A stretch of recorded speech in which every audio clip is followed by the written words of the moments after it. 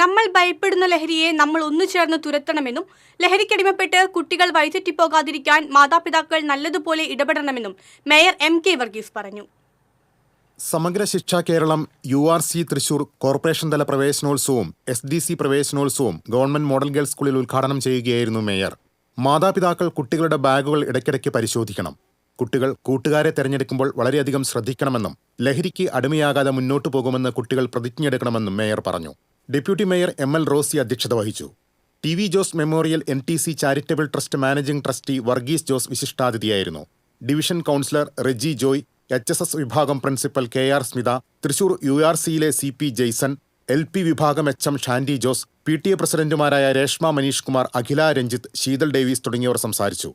1200-ൽ 1200 mark നേടിയ വിദ്യാർത്ഥികളെ mayor ഉപഹാരം നൽകി അനുമോദിച്ചു. STC കോഴ്സുകളുടെയും റോബോട്ടിക്സിന്റെയും ഉദ്ഘാടനവും നടന്നു.